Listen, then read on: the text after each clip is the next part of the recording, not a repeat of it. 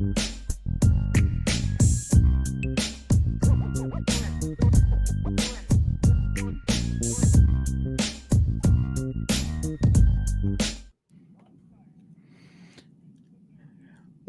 to the show. It is Budweiser's Weekday Sports Beat, along with Irish Breakdown.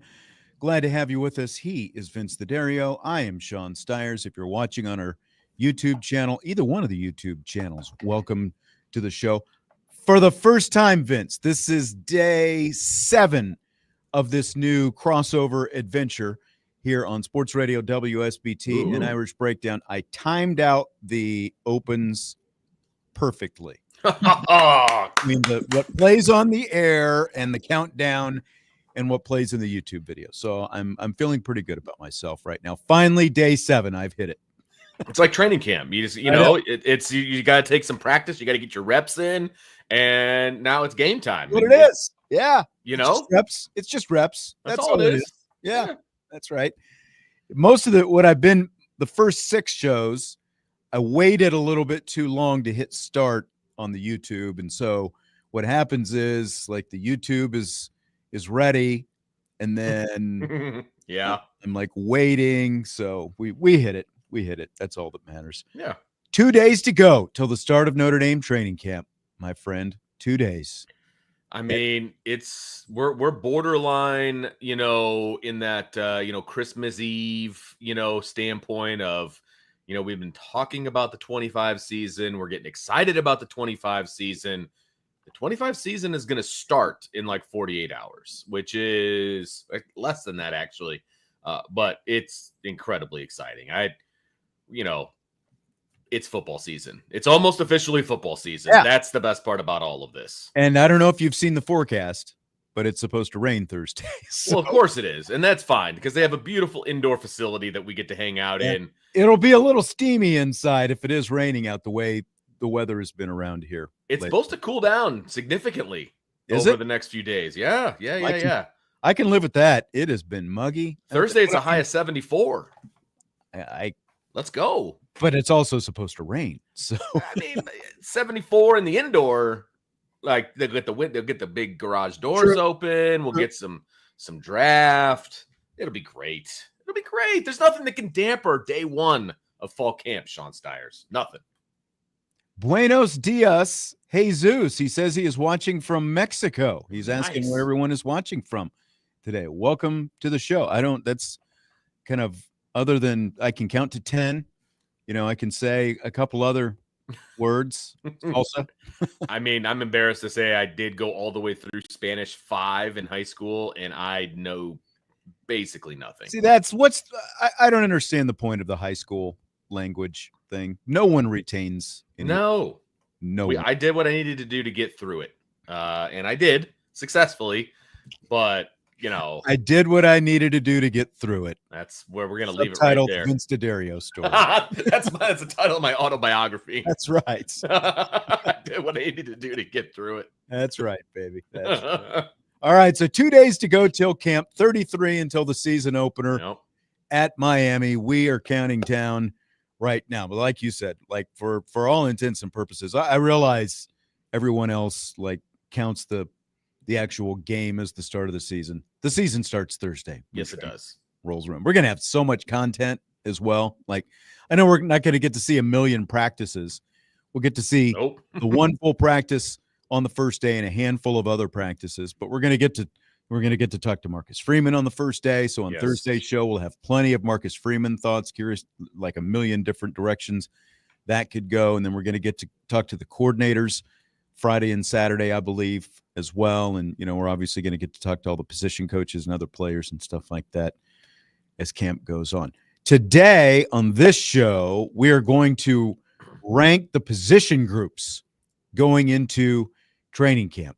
I figured we'll do it today, and then maybe at the end of camp as we go into the season, or maybe even we save it for after the Miami game, since it's a bye week the next week. We can like re-rank and see how close we were, to where we came out, something like that. So that's gonna be the bulk of today's show, at least in the first hour, before we get to rapid fire with a lot of other Notre Dame and other content, the Ryan Sandberg news, and Vince, a big Cubs fan, and then like I probably grew up watching Ryan Sandberg even more than you because there's no doubt. Demo and everything. I mean, he came to the Cubs in 1982, and obviously he had his MVP season in '84, and I was 3, so he was exactly. I was more of a Ryan Sandberg fan later on in his career. Obviously, we're talking late '80s, early '90s, but I mean, he was around till '97. So I mean, it was well into my high school days. Did he go that long? 97? Yeah. I guess that's only like 15, 16 years. So I mean, makes sense. Basically all today, outside of doing the show earlier today, I was just watching all the tributes, all the videos of Ryan Sandberg and all the highlights and, talking about Ryan Sandberg game and just all the stuff and just bringing it all back and seeing some things that I remembered from like the mid 90s. And then obviously back into the early 80s, I wasn't watching then, but he was a player to be named later, basically in the trade with the Phillies. You know what I mean? Like, and he became a Hall of Famer. I mean, exactly. nine Gold Gloves. He was an MVP. Him and Larry Boa traded for Juan de Jesus from the Phillies. Yes, just wild. Rare is it that my team ends up on the positive side of a trade like that, but the Cubs did. So it was great. It's a very sad day. So I've got a Tim Kirkchin tribute that he did on ESPN that we'll play in rapid fire later on. So we will do that. Yeah, that one played out better than the Lou Brock trade when the Cubs traded Lou Brock to the Cardinals. Just a little bit better worked out. So before we do our player rankings, though, I wanted to bounce this off you because Jesse and I yesterday did our breakout player predictions for this season on yesterday's show. There was some discussion in the YouTube chat about whether or not Charles Jagisaw, and I'm saying that correctly. Yes, you are. Everyone wants to correct me when I say Jagisaw. Charles Jagisaw, Jordan Faison, Boubacar Traore, whether or not they were eligible breakout candidates. What are your thoughts on those three guys? On all three of them? All three of them. Well, it depends on your definition of breakout, right? So, like, are they breaking out in that, like, they've never played before and they're going to be a significant part of, like, the rotation? Are they breaking out in that Notre Dame fans know who they are, but nationally they know, people don't, and they're going to be that? You know what I mean? Like, what is the definition you're operating under? I think that we're talking about being, going from either not playing to, well, basically the not playing part has nothing. Obviously, if you haven't played at all or you've played sparsely, then I think that you're eligible to be a breakout player. Okay. I think kind of the way we categorized it is, are you going to vault your play to a position like a Jordan Faison? Yes. For example, he's obviously been in the rotation. He's been a starter. Right. He's been a starter, but would you call him a star? I would not. That's kind of where I, have the sort of line of where you're elevating to quote unquote breakout. Are you a star player at this point? I realize one of these guys is. That's what I think as well. Again, Jagisaw has played in 4 career games. Traore has 13 career tackles. They both had flashes and moments last year, but they barely played last year because of injuries, unfortunately. And Faison was limited by injuries as well. So that's why I think that they are all still eligible to be breakouts. I think if Faison, and maybe Brian NY is saying this a little bit in the chat, maybe Faison is saying, or like, if he hadn't been injured last year, maybe he'd be off the list because his play could have potentially been at a different level, but because of the injuries, not quite there. I think all 3 of these guys are eligible to be breakouts because I don't think any of the 3 of them are nationally recognized as, stars. Jordan Faison is recognized nationally because he's a 2-sport athlete, and that story gets pushed a lot. I think he's more known for that Correct. than he is flat out being a football player. 100%. 100%. And I think, he's got an opportunity to be a starter, obviously, again this year. I think he's going to be pushed a little bit more this year than he has been in the past. and can he stay healthy? That's going to be a big one for him. Charles Jagisaw is a really, really good player, but he has 2 starts under his belt. He's absolutely eligible to be a breakout player. Yeah. 2 starts in 4 games. Yeah, that's it. And we know he's not going to be a starter all year because he's already hurt. So, can he be a breakout? Yes, he can, because he is not as well known as some of the other guys on this offensive line going into the season. And Billy Shrouth, Ashton Craig, Emil Wagner, all of these guys have more name recognition from a national standpoint than Charles Jagisaw does. Now, within the Notre Dame community, everybody knows who Charles is. Everybody knows who he is, and everybody knows the potential. But he hasn't proven it yet on a regular basis. He's proven it in spurts, in the 2 starts that he's had, that kind of thing. So he can absolutely break out. And then as far as Boubacar is concerned, he was breaking out when he got hurt, and people forgot about him. Great way to put it. He was in the process of breaking out. Yes. And if he had stayed, again, like all 3 of these guys are basically eligible because of health issues, I think. And I think Faison probably would have gone next level if he hadn't had that high ankle that bothered him for most of the year. But yeah, I mean, that's where Jagisaw and Boubacar are. They were like, if both of them are healthy, I think that they would definitely be off, not qualify at this point. I would have said something probably similar going into last year, and then they both got hurt and multiple guys got hurt. But I would say you're going to need both of these guys to be healthy the majority of the season if Notre Dame wants to get to where they want to get to. I think the competition across the country is better this year than it was last year. I think it was way wide open last year because I think some of the perennial powerhouse teams were down a little bit. And so it allowed for some movement when it comes to winning a national championship. I think the gap has closed with some of those teams. And so I think it's going to be more difficult. It's going to be very, very, very, very difficult for Notre Dame to overcome the type of injuries that they had last year, the way that they overcame them. You know what I mean? Like, especially considering as of right now, you're without both Jagisaw and Gerby Lambert going into the season, just to use the offensive line as an example. Sure. And it sounds like there's a chance that Gerby's going to be back in fall camp, but there's no guarantee of that happening.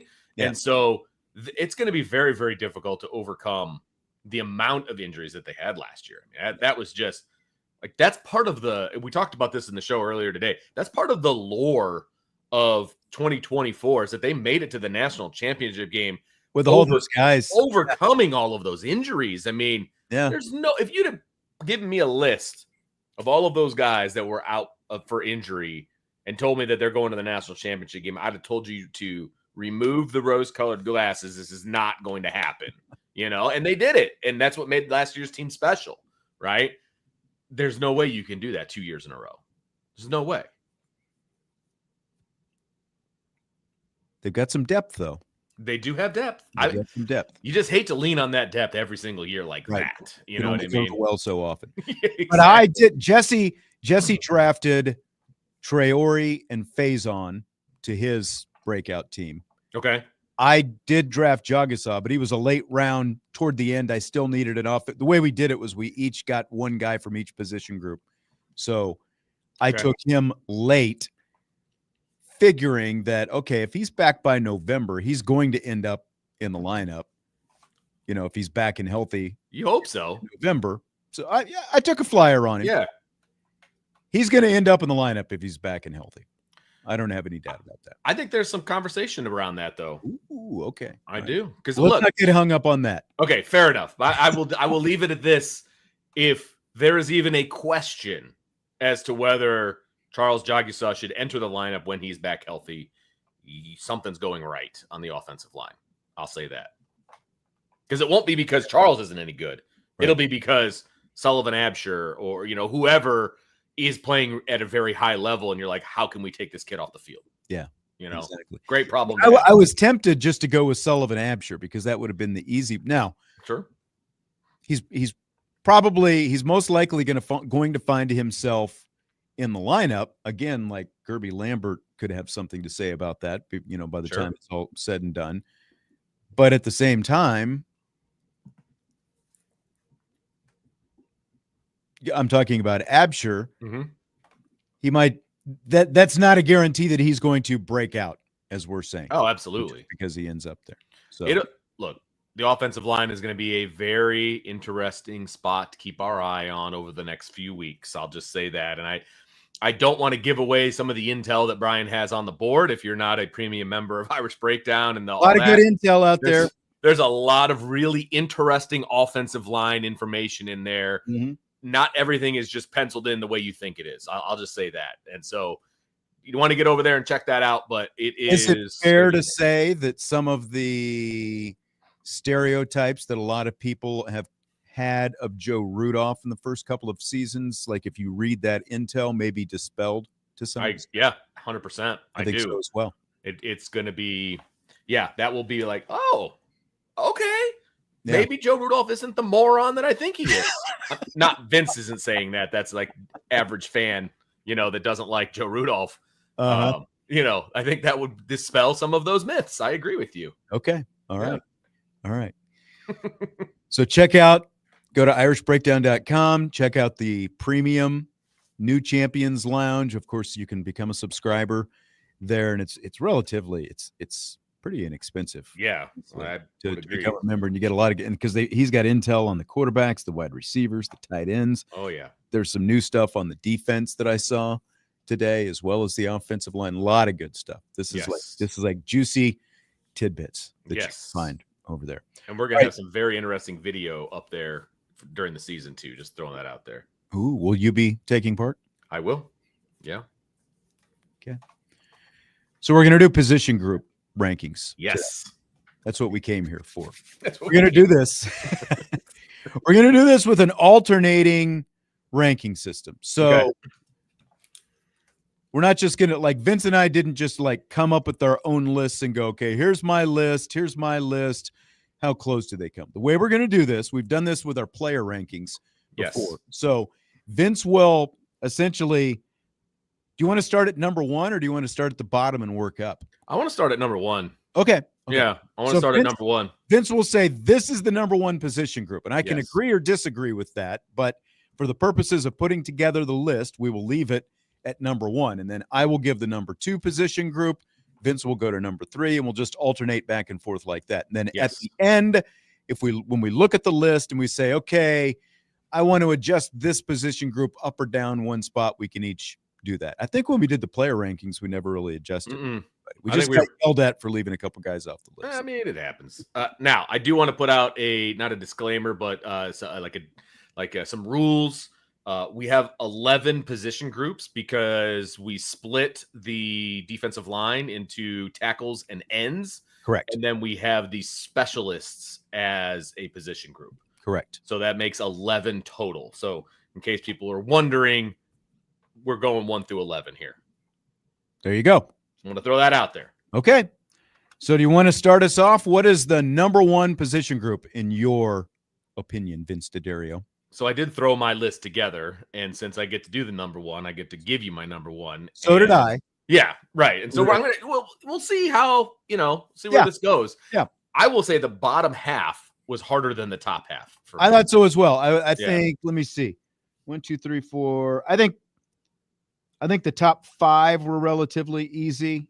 Okay. Starts getting a little bit more, how you're going to, look at it once you get to number 6. Right. Yep. Tommy. We're talking in the chat. Obviously, this is radio, but in the chat, Tommy says specialists are automatically number 11. It's harsh, Tommy. It's harsh. Okay. Speaking to the father of a specialist, but whatever. We'll see where they end up. Reggie Brooks would agree. I know he would. With Tommy. I know he would. All right. So the number one position group clearly is the special. No. Number one position group is the running back room. I feel like that is the easy number one. I hope that's true in your case as well. But they are at the top. They've got the top player. And then I think all the way through from top to whoever you consider to be the bottom, they are the deepest. They are the most talented. It's got to be the running back room. On this, there can be no debate. Okay. The running backs of Notre Dame are number one. I mean, there's a case that this is the best running back room in all of the nation. I mean, Agreed.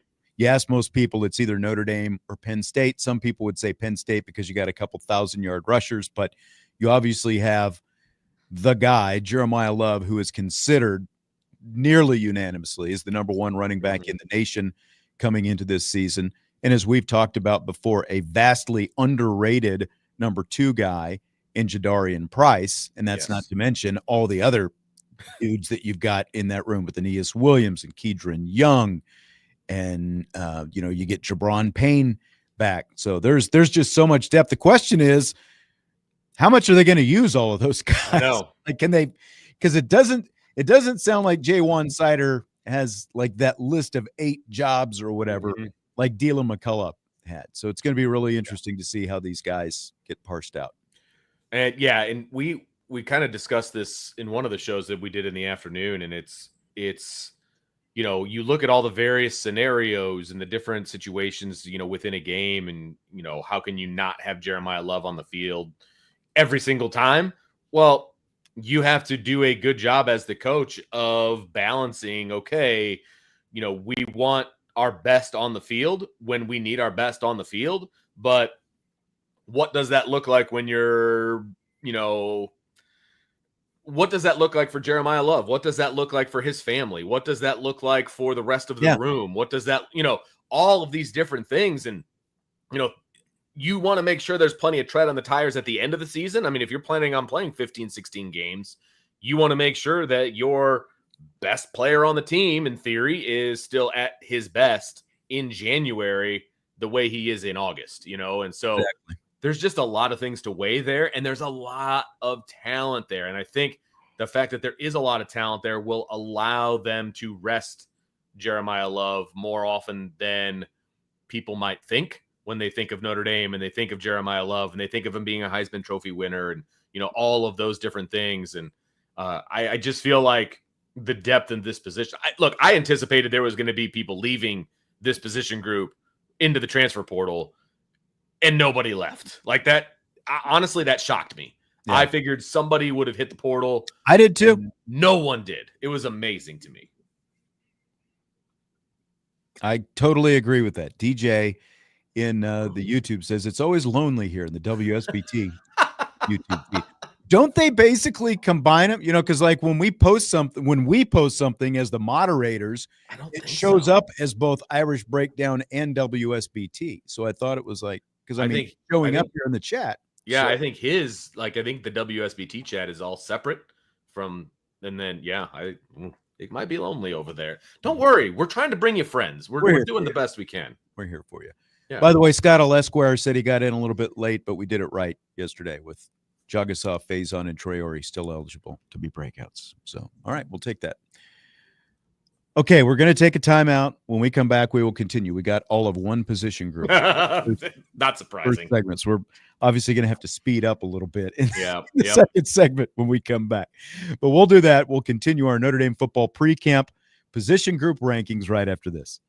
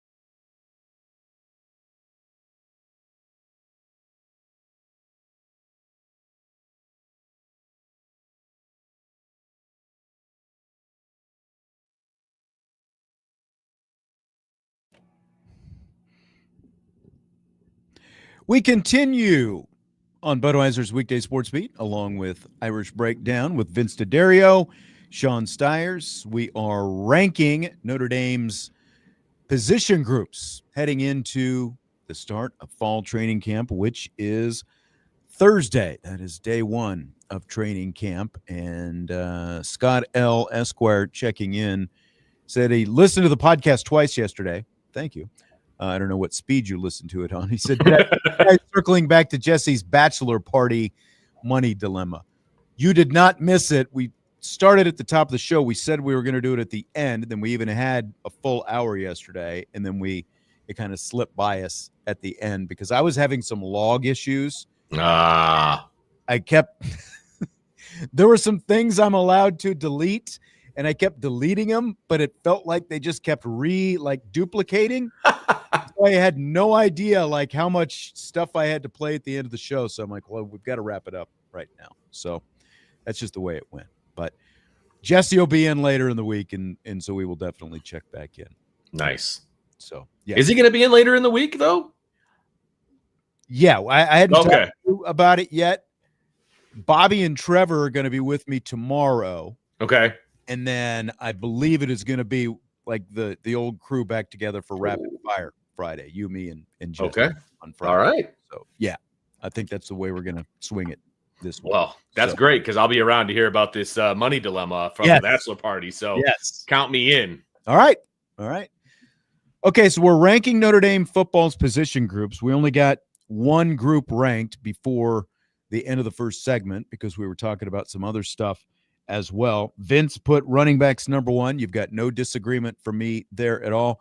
Now, I think that there is a little bit of, depending on how you look at these next two groups, the ones that I have anyway, where you're going to put them. Okay. And because of both quality of they both have quality of play. I think that the group that I'm going to put at number two has a little more known depth. I'm not sure what you have, but I am putting the linebackers at number two. Now, again, if you just look at, I'll just go ahead and say it. My debate was between the linebackers and the cornerbacks. I've got a feeling you probably had the corners at number two. If you look at one player who's on everyone's All-American list coming into the season, Leonard Moore, then you would put the corners at number two. Now, Christian Gray is pretty good as well, obviously. But then once you get past those guys, and, Devontae Smith, they brought him in from Alabama. He's going to be a good nickel. So the front-end talent is there, but I think it's weighted more by Leonard Moore more than anything, the one guy. But when you look at the linebacker group, and you've got a dude like Drake Bowen, who is also getting a lot of preseason love, and you've got Kingston Viliamu-Asa, and you've got Jalen Sneed, and you've got Jaden Osbury, and then you've got Madden Faramo, the freshman, kind of at the tail end of that pack, and probably some other guys a little bit older than him battling for some spots there. That's why I've got to put the linebackers at number two ahead of the corners.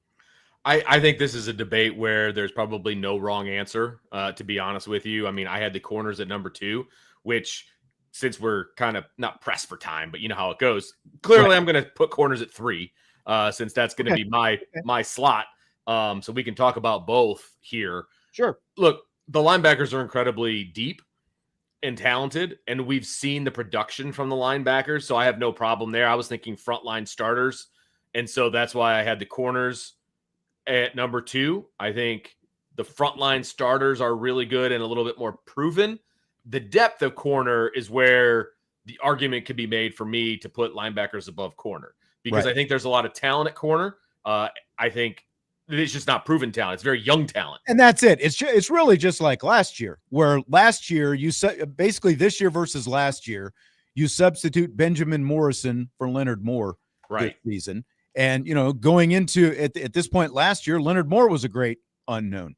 Chances are one of these young guys, one or two of these young guys, is going to get some opportunities, and he'll pop as well, because that's the way things have gone at the position. But for right now, we don't know until, maybe they're forced to, just depending on how the season goes, or until those opportunities come along. So that's why I had to put the linebacker. It's very close, but again, between the depth and quality of play. That's why I had to put the linebackers at number 2 ahead of the corners. The hardest thing for the linebackers, and another thing that we're going to be watching, obviously, during fall camp and into the first few games, is what is that linebacker rotation going to be? Are they going to start KVA and Drake Bowen together? Are they going to be on the field at the same time? I just feel I know who the 3 starters are at corner, and I'm very confident in those 3 starters. You know what I mean? The way that they decide to deploy the linebackers could affect their effectiveness. You know what I mean? Like, is KBA on the sideline to start the games the way to go? Just because he's quote unquote a Mike, behind Drake Bowen? Or I hope not. Me too. Yeah, 100%. But I still think that's a question mark, though, too, right? I mean, yeah, exactly. He's listed as the number 2 Mike right now, which is wild. But your best bet, in my humble opinion, is that both those guys on the field at the same time. Hopefully that comes to fruition. I think so as well. I think a lot of people think that, but maybe we get a glimpse when they line up out there first thing on Thursday. That's it. Like, the only drawback to Marcus Freeman's camps is we don't get the old tempo drills where, you get to see what the depth chart looks like for second and third teams. We don't get those anymore. And we'll understand why. And we'll see on Thursday, because it's our first full practice. We'll see who the 1s and 2s are. But those 1s and 2s are never the 1s and 2s at the end of fall camp, ever. Like, a lot of those guys on day 1, you'll have guys that have been in the program longer as the 1 over a guy who you're getting your opportunity to prove you can or can't. Exactly. Over a transfer or over a younger guy. Like, so there'll be some like overreactions to who the quote unquote starters are on Thursday. There will be, but that's not how it's going to end up, but we'll see. So you're up. Number 4. You say DJ is putting his rankings in there right now. So we've got running back, linebacker, cornerback, some discrepancy with 2 and 3. But again, as someone said, it's more like 2A, 2B, really. They're both very close. I've got the offensive line as my number 4. Yep. You're in agreement? Nailed it. All Nailed right. it, baby. All right. I was wondering, this is where it's going to start getting dicey after this. But, I mean, the line is going to be a strength. The question is how much improved is the pass protection going to be? And, that's one of the questions, I guess. But because of the fact that you have Jagasaw and Lambert out, at least for right now, maybe they get Lambert back. We'll find out. But I think Sullivan Absher is going to be fine. Yeah. But like at left tackle, is it going to be Knapp? Could they maybe experiment a little bit with another young stud like Will Black out there at tackle in training camp? I think that's an intriguing question to follow. But overall, like, they have continued to recruit so well on the offensive line that there's no way it should be lower than this number 4. Right now. I mean, the depth is there. I mean, they're talking about this offensive line being one of the best offensive lines in the country. I mean, even with the injury to Jagasaw, which I understand has implications, I get it. But the drop-off is not that far going to Sullivan Absher with how big he is and what he brings to the table. He's been in this, he's been in the system for a while. It's not that far of a drop. This is still going to be a very good offensive line. If not elite, it has the opportunity to be elite. We'll see what happens, obviously. But the offensive line cannot be any further down than 4. And if Jagasaw was healthy, I think there's an argument that they may even be a little bit higher. But I'm okay at 4 right now. It's interesting because I'm looking at the chat in the YouTube, and people are already all over the place in terms of, like they are. Tommy says safety at number 4, line at number 5. Scott says he's got defensive ends over the offensive line. Josh says he's got wide receivers at number 4. I will tell you, at least a couple of those position groups are a few slots higher than what I have them. Oh, me too. Me too. And we'll get to one of those specifically here in a few, but way higher than I have some of them. So you're up. Okay. What's your number 5 position group? So for number 5, I will put who I had at number 5 specifically, and that is the wide receiving core. I have them at 5. I think that, I've been very hesitant throughout the summer not to be bamboozled by the wide receiving core, because it has happened to me many years in a row that I think they're going to be better than they potentially had been, or, than they actually were.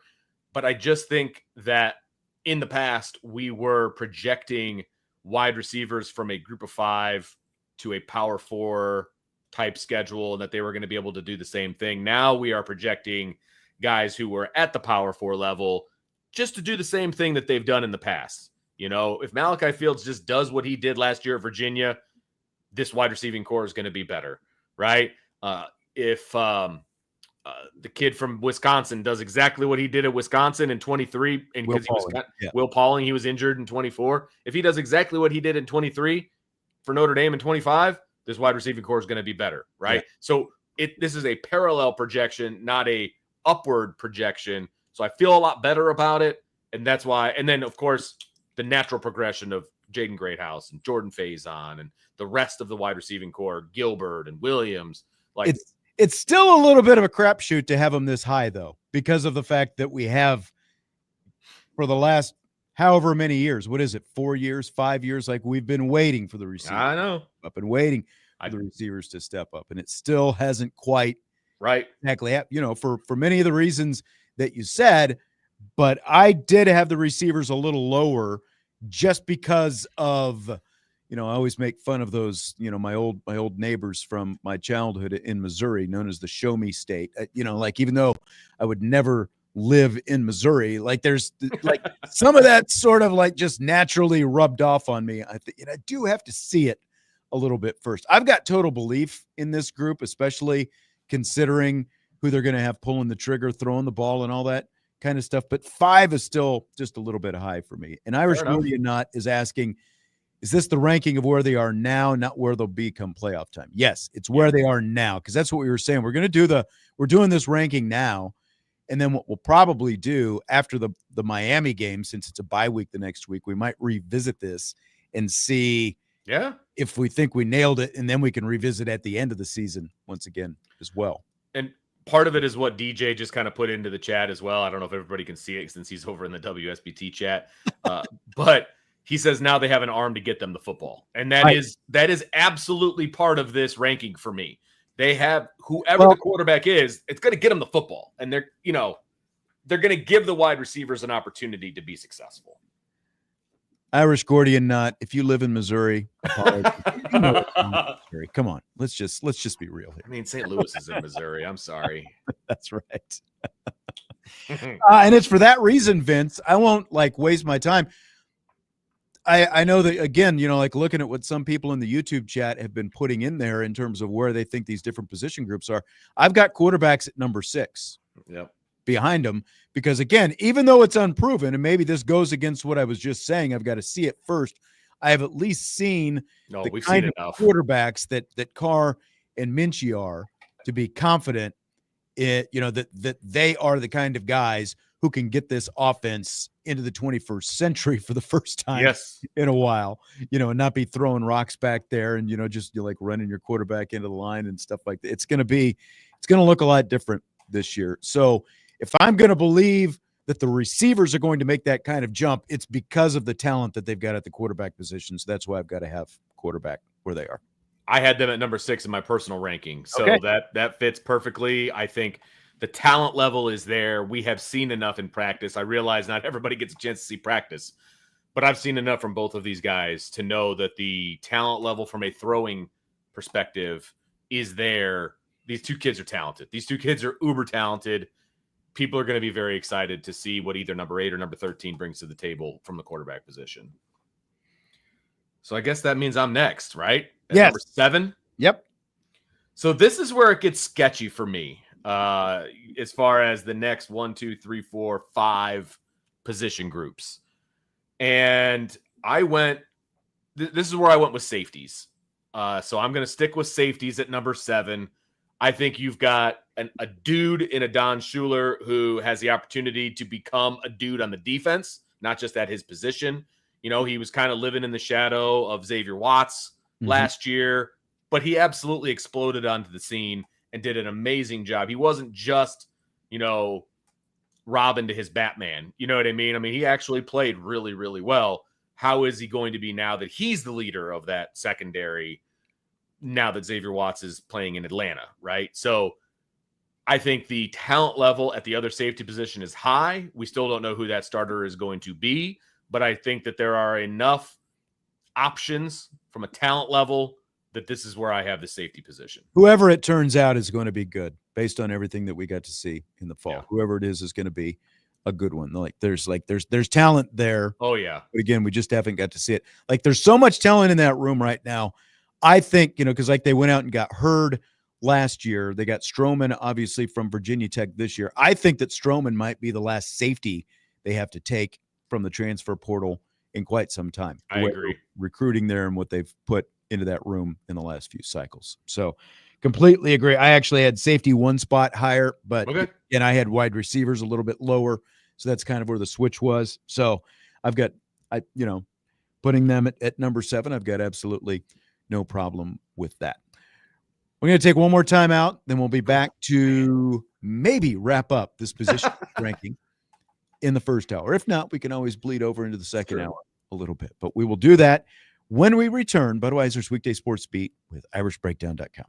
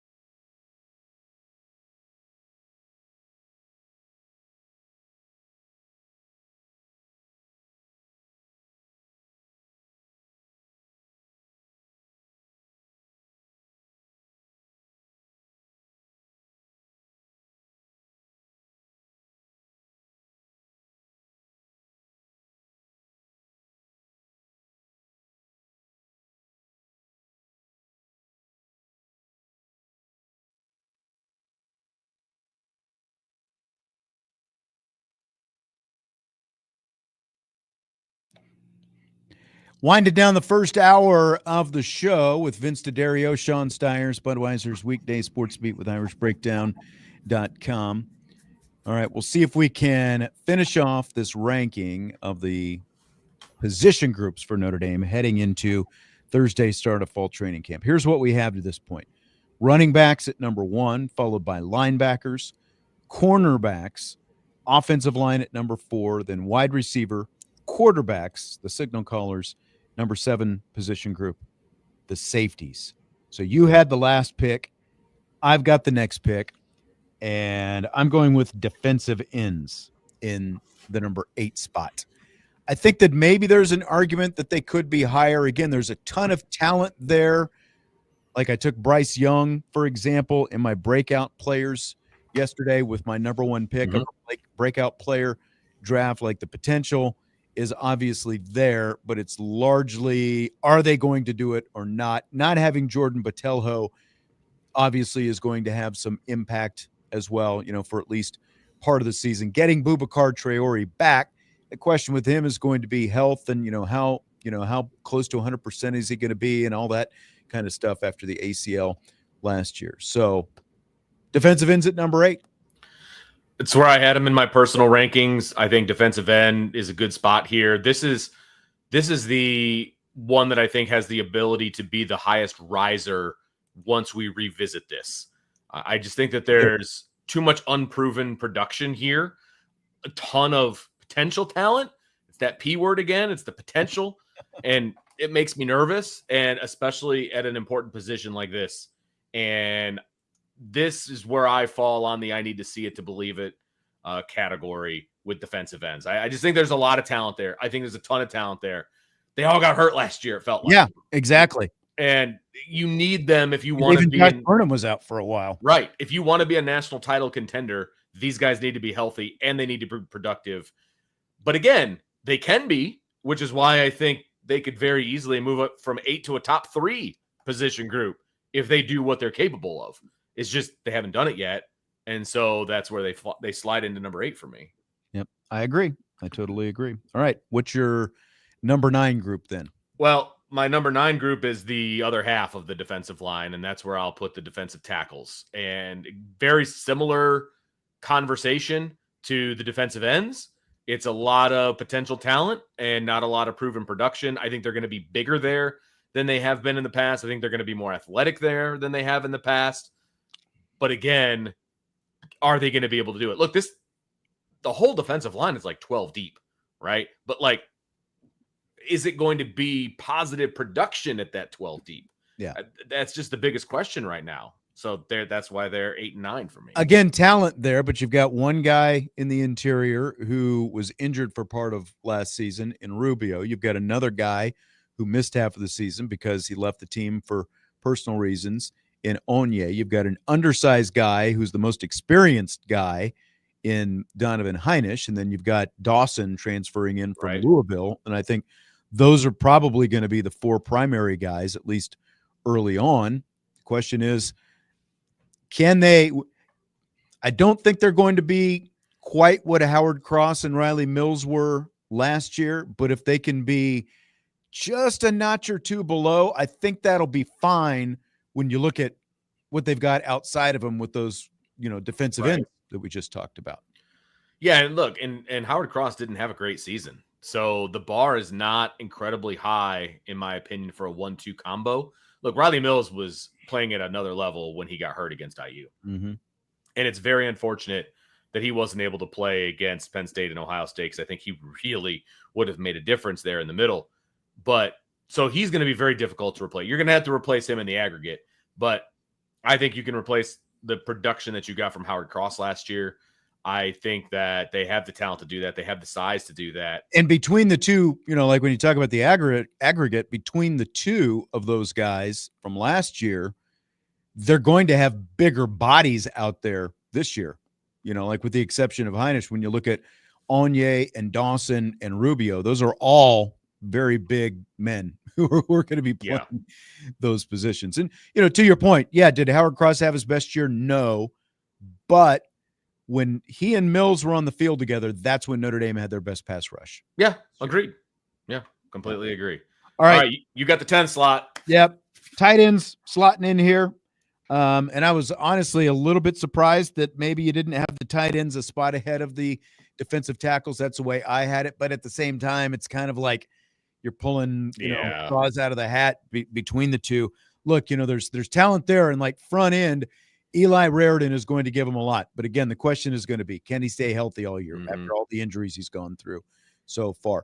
I think Ty Washington is going to be the guy that they're bringing, that they brought in from Arkansas is going to be a guy that we see a lot. Everybody else has had some kind of injury or another. So I think it's still a very talented room. It's just a matter of injuries and can they produce? 100%. I think they are very top heavy. I think that injuries really hurt this group for me.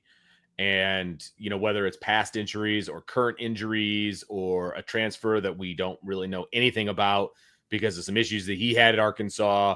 And so there's just way too many question marks about this group. Now, the fact that they took Eli Raridan on the New York trip, and he looks just jacked right now, in all those pictures and everything, like those are all great signs.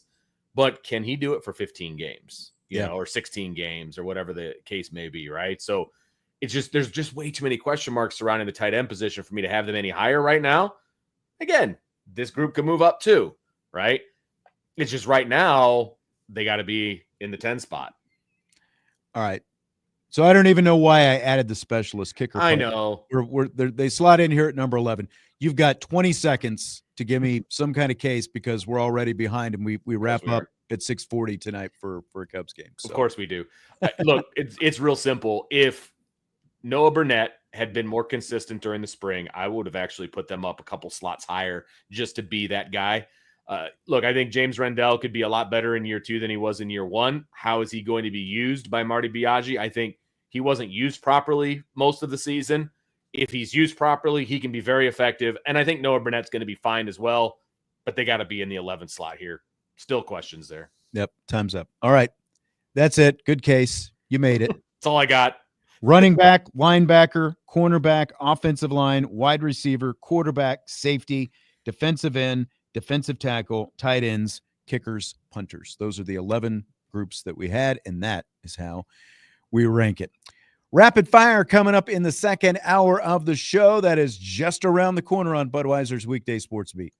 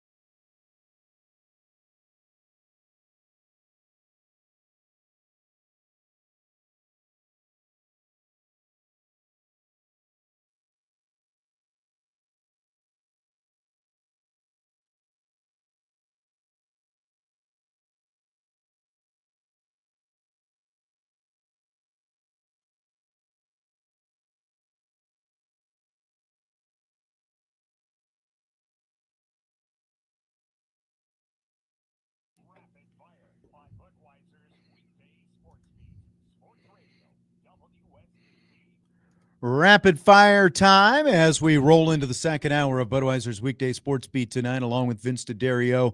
I'm Sean Stiers. Vince, we did the position group rankings to start off the show tonight, and I see the chat on the YouTube side is still going crazy over that. So maybe we did something right. I don't know.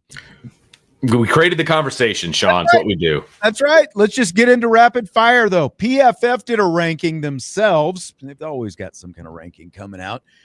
Top 50 returning college football players in the country this season. They've got Jeremiah Love at number 4, like his jersey number, of course. Leonard Moore at number 6, but no other players in the rest of the top 50. My question to you, Vince, which other Notre Dame players could crack college football's top 50 list by the end of the season? This is a loaded question because I think there's a lot of potential on both sides of the football, right? I think you can start with Drake Bowen. I think he's got a great chance to be in that mix. I think Adon Schuler could be in that mix. Yep. Pick an offensive lineman, right? I think, Billy Shrouth could be in that mix. If Charles Jagisaw is around long enough this season, he could be in that mix. Dare I say Notre Dame's quarterback, whoever it is, could be in that mix. That might be a little premature, and I get that. But if you're the quarterback at Notre Dame, they're a playoff team at the end of the season. I think the quarterback is going to deserve to be in that conversation. Sure, very, very least top 100. Yeah, I would say. And then I would say whoever proves themselves to be the alpha at wide receiver, whether that's Malachi Fields or Jaden Greathouse, I think they both have an opportunity to crack that list. So, I mean, there's a number of guys, to be perfectly honest with you, depending on how the season plays out. I agree. Jesus from Mexico is going in on CJ Carr and Jaden Greathouse. I agree with that, and I agree with everything that you just said. Like, I'm not sure with like Eli Raridan, I think has a chance to be really good, but to be in that conversation, I mean, he's going to have to be obviously Michael Mayer, Brock Bowers type good as a tight end. I don't know that he, gets that kind of consideration in one season, as good as he can be. I was kind of surprised with the kind of love that Emil Wagner has been getting from some of these, different preseason All-Americans and watch lists and stuff. But again, we're talking about top 50. So really that's fairly select. And for Notre Dame to have 2 guys on there, especially 2 guys in the top 10, that's already, pretty high praise that Notre Dame is getting. But I think, yeah, Adon Schuler can be in that conversation. As you said, Drake Bowen can be in that conversation.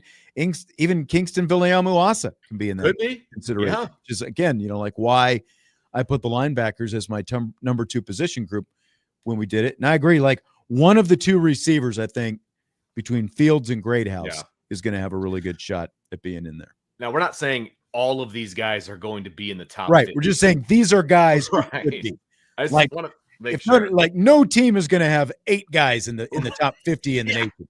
If they do, then you're either the national champion or you're being cursed by your fan base for not winning the national championship. If you have that many guys ranked in the top 50. So can you even imagine? I mean, the year that Michigan won the national championship, they sent like 57 guys to the combine. Is there a chance that Notre Dame has, a bunch of guys? Sure. But the reality is this entire group is not going, but these are the guys that have the opportunity. Yes. Fill in the blank. The most likely player we'll be talking about at the end of training camp that we're not talking about now is blank. This might have been the hardest question that you asked for all of rapid fire, because we talk about everybody. Like forever? Like for the last many years? It might be. It's up there. It's top 10 for sure.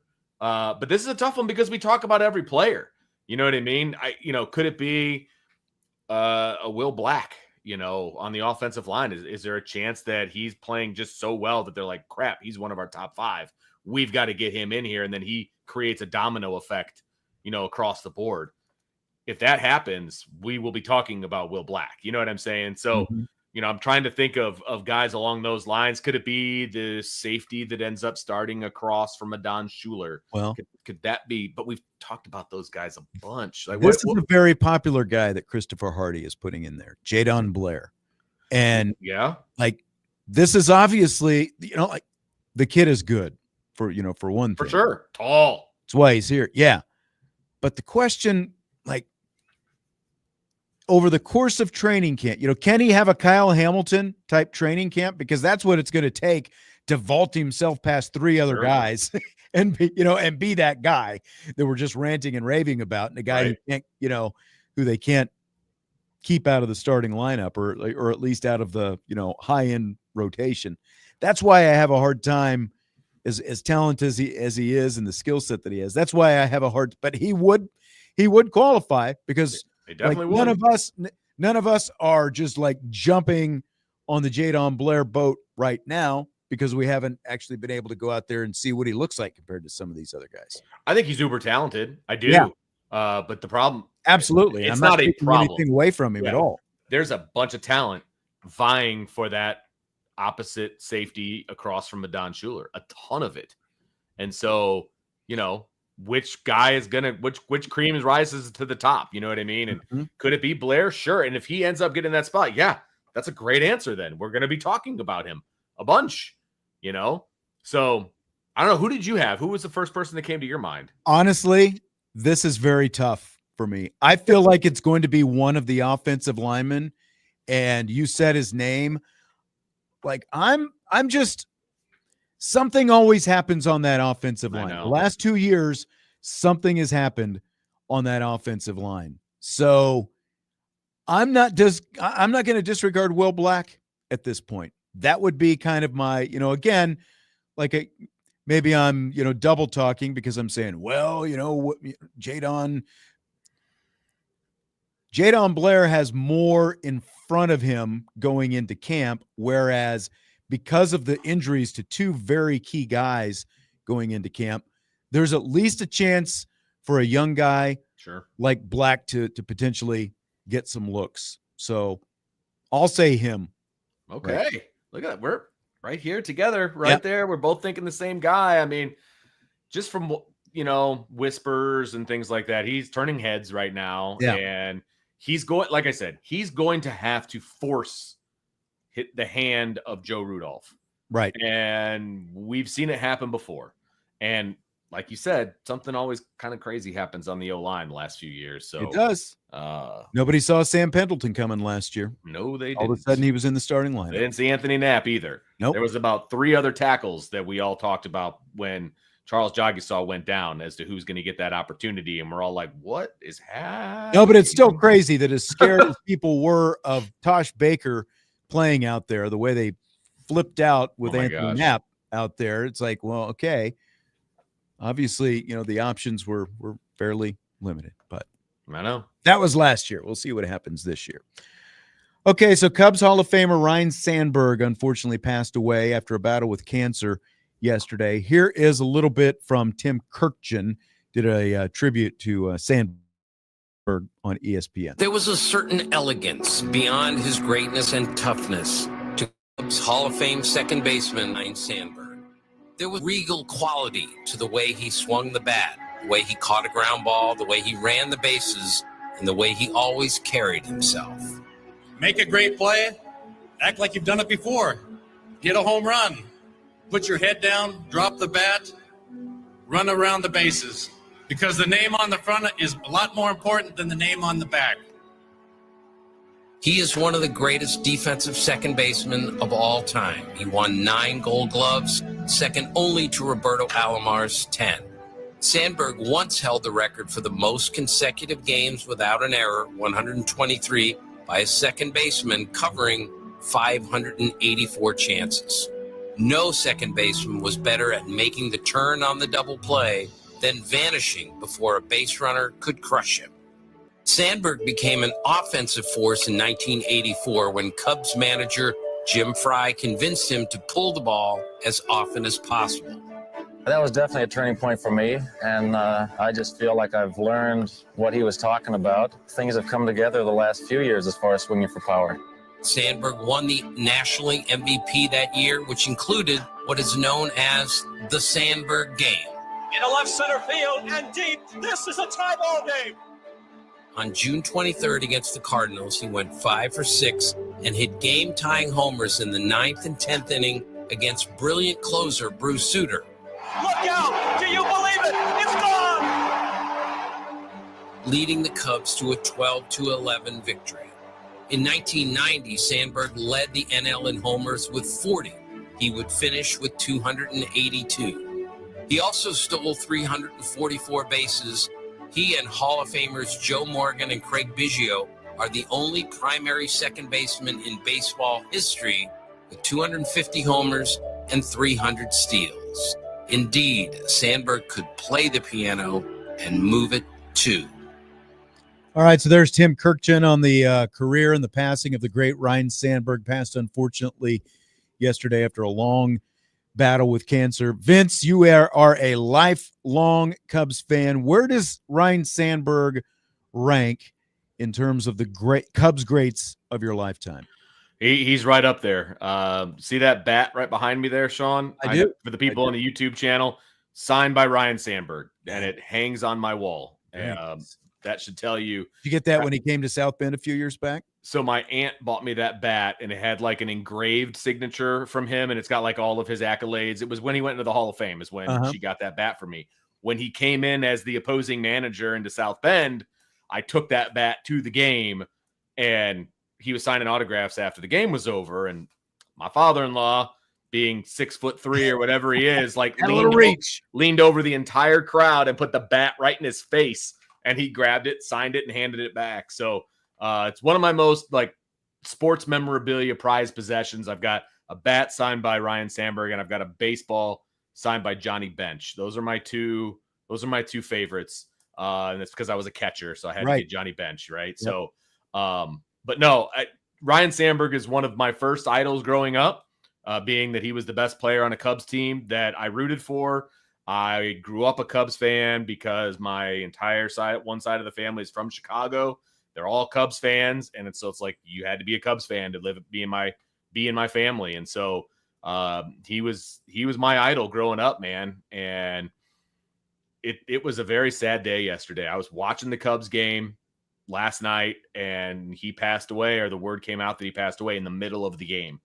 And they started talking about it. And then, like I said, I watched all the tribute videos today, and it was kind of tear-jerking, to be perfectly honest with you.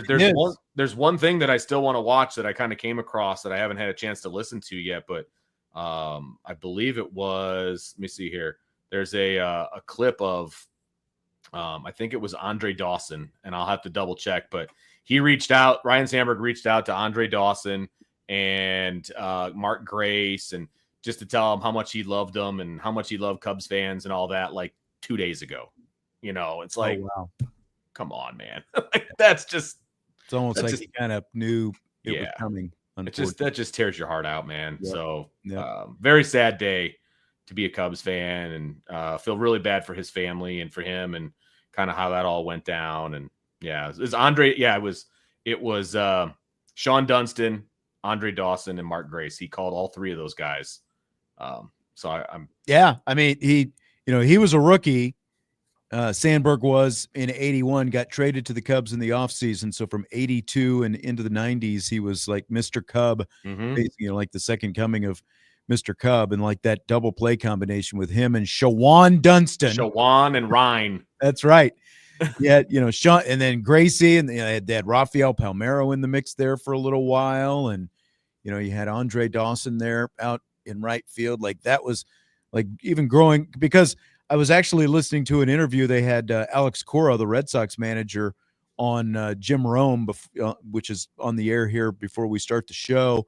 And so Rome was asking him about Ryne Sandberg. And just like me, Cora grew up in the era of WGN when you still had the Superstation. Yep. So like, even though like I lived in Kansas, we could watch the Cubs all the time. It was basically Cubs Royals, that's what and the Atlanta Braves as well. And when the Braves were still horrible back then, so you would watch more of the Cubs, because even though the Cubs only had a couple years, but like it was obviously Rhino out there all the time. And that great 84 team that unfortunately for them fell flat in the NLCS against the Padres. They would have been a buzzsaw for the Detroit Tigers in the World Series anyway. But he was so smooth at second base, and like just the numbers that he put up for a second baseman before the steroid era, basically Right. in the last all natural era. He was put, both home run, like the first second baseman to ever have consecutive 30 home run seasons, which is amazing because especially once by the time you got to Jeff Kent, everyone, whatever. Right. Everyone's popping 30 home runs now, it seems like, but he was the first to do it And he's just so old school, right? He just did his job. Wasn't flamboyant about it. He just came out there every single day, did his job, did it at a high level, and was an icon in Chicago sports history. The number 23, the whole thing. Him and Jordan were there together, and it was always this. The number 23 was always a thing in Chicago because of him and Michael Jordan. Like, that's pretty good company to hang out in, and they were the icons of Chicago in the 90s. Mhm. And Absolutely. that's what I remember is Absolutely. the 90s and him and Jordan. Rest in peace to the great Ryan Sandberg. We'll take a timeout. When we come back, we will continue with rapid fire. We've got a little Chicago Bears training camp. We've got a little LSU Clemson going back and forth at each other, and some more coming up when we continue with rapid fire on Sports Radio 960 and 106.1 FM with IrishBreakdown.com.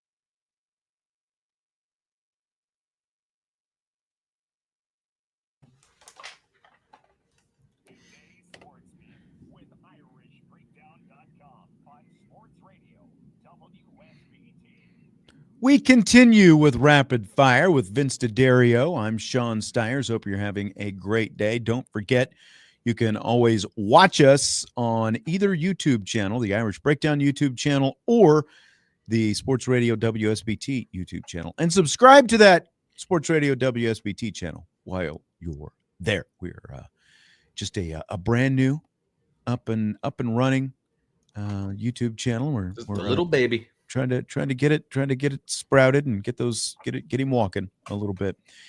Vince, Chicago Bears training camp, of course, is underway. All NFL training camps are now underway. Scale of 1 to 10, what's your excitement level for the start of the Ben Johnson era? I'm still in mourning about them taking Caleb Williams. Oh, we're still number one. Doing that, huh? It's going to take me a little while to get over that. I'm not going to lie. A lot of people are high on Caleb Williams. I know they are. I don't see it. And it hurts me. I don't see it yet. Now, I do think the Ben Johnson hire was a very, very good one. And I am very interested to see what the offense looks like, if they're able to put the defense together, all of those different things. So, I mean, my intrigue level is like at a 7.5 to 8 is where I would say. And I'm much more excited for the Notre Dame season than I am for the Bears. I can see that. But I watch the NFL. So, I mean, I'm going to watch the Bears when they're on. Yeah. It's just hard for me to root for number 18. That's just the hardest thing for me right now. And maybe Until he starts winning. You'll be pulled along begrudgingly. We'll he actually starts winning. We'll see. He's got a lot of weapons around him. And, you know, they rebuilt the offensive line again. And so we'll see what that looks like. This is very much a believe it when I see it kind of a situation, Sean. Were you watched the quarterback doc on Netflix? Yes. I watched it as well. I just watched the last episode the other night. I knew that the Lions, obviously Ben Johnson was the offensive coordinator for the Lions the last few years. I knew that they ran some trick plays. I didn't realize how many trick plays they ran. And so not that you're going to build your whole offense on trick plays, but at the very least, I think you're going to be somewhat entertained by the Bears offense this year, which you haven't really been able to say for the last few years. I feel like you're always going to sort of be on your toes. Should be a little bit more entertaining product out there. That's what I took, kind of in the lens of watching that Lions offense and some of that stuff that they were doing with Ben Johnson. And it's man, now they're not going to have Jahmyr Gibbs and, is Caleb Williams going to be, end up anywhere close to Jared Goff? Remember, it took Goff's career a little bit to get going as well, but I don't know. I'm obviously not a Bears fan. So right. If I were a Bears fan, I would at least have some enthusiasm that there's going to be some more creativity in that offense this season. Absolutely. And the offense for the Chicago Bears has been putrid pretty much my entire lifetime. They've always been a defensive driven team, and they finally got an offensive guy in there as head coach. What is that going to look like? It's intriguing. I'm very intrigued by it. And the NFL is supposed to be entertaining. So I'm hoping that it is entertaining. It's just hard. It is. It's just hard to get excited about it. But hopefully they can win some ball games. Look, the NFC North could very well be the most competitive division top to bottom in all of NFL. I think it's getting slighted a little bit. There are a lot of people talking about the AFC West as the best division in baseball. I think that the two North divisions, both the AFC and the NFC, are in the, because the Packers had a disappointing season last year, but they were still solid, and everybody thought that the Bears were going to be good last year, and obviously they had to make a coaching change. But I mean, you had the Vikings and the Lions competing for the number one overall seed going into the last couple of weeks of the season last year. And then, the AFC North, you've got the Bengals, who just missed the playoffs last year. You've got the Ravens and the Steelers. And then you've got the Browns, who were just in the playoffs a couple of years ago. And, they've got questions, but but to your point, I agree. I think that the NFC North is getting slighted a little bit in terms of overall respect. I think they're going to be extremely competitive. Right now, I would put the Bears probably fourth in that division, but I think it's going to be very competitive where any one of those four teams could win at any given day. I think the Vikings are a little overrated. but we'll see. You know, like Break down the JJ McCarthy. I get that. And I can't. you're going to have to prove it that he can do it. He really is.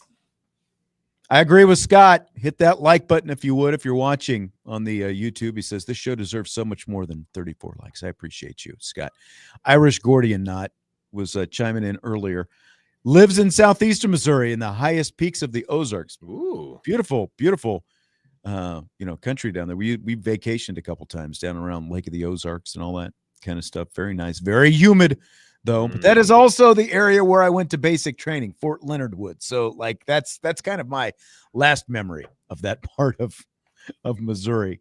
That's not going to make me like Missouri anymore. And Scott also says he still laughs whenever he thinks of Jesse's ill-advised guarantee that Steve Angeli would not be on a Power 5 roster. He didn't even bet. He just said he'd buy dinner if Angeli transferred to a Power 5. He still owes both of us dinner, by the way. I Thanks think for reminding me of that, Scott, because I had completely forgotten. I feel bad for him. He's got a wedding coming up. He's got to pay for the wedding. So I'm even willing to like postpone the payment of that until after the wedding, but he's going to have to pay for it. And maybe that has to come up in a rapid fire on Friday. I don't know. I think you're right. He's actually coming to town, not this weekend, but next weekend. So kind of feel like maybe it's time for him to break out the pocketbook. They do have a big payment they've got to put down, and I get at the end of the month for like their deposit, the wedding, facility and all that kind of stuff. So he was actually hitting us up for some cash. So I don't know if he's going to be up for buying us dinner, but we'll see. Like I said, I'm willing to push it. I appreciate the fact he's paying for his wedding. Yep. But, that's a bet, man. He's the better between the three of us. That's right. If you're gonna make the wager, you got to pay up when you lose. Just saying. Yep. Happy Gilmore 2 dropped over the weekend on Netflix. It's been pretty polarizing so far, Vince. Scale of 1 to 10. How do you rate it? I just don't understand the polarization for it. Like, what were some of these people expecting when they turned on Happy Gilmore 2? Right. Like, did they watch the first one? Because the first one was a very typical Adam Sandler, slapsticky, crude jokes and all of those things, right? Well, guess what Happy Gilmore 2 is? It's all of those things. They hit a lot of the same notes from the first one, just like Top Gun Maverick. Like they borrowed the beats from the first one and played off it as much as possible. I mean, it was the same type of jokes, right? And then a lot of throwbacks to the first one, a lot of homages, a lot of, bringing back the characters. And, it's exactly what it should have been. Is it going to win an Oscar? No, but that was not the goal when they made this movie. I'm just surprised at the number of people who I've heard say it was awful. Seriously. Terrible. Like, really? Because again, what are you expecting from Happy Gilmore or not Happy? Happy Gilmore 2. I got my Madison, like Billy Madison. Billy Madison, because he's got that, what is it? Happy Madison Productions or something. Yeah. But I'm at a strong 6.5 or 7. I thought that like the open was really good because again, they just jumped in, they were like throwing back to a lot of the old beats. You had Ben Stiller in there revising that role. Yep. That was funny. And the thing that disappointed me the most, and I won't give it away for people who haven't seen it. I know what you're going to say.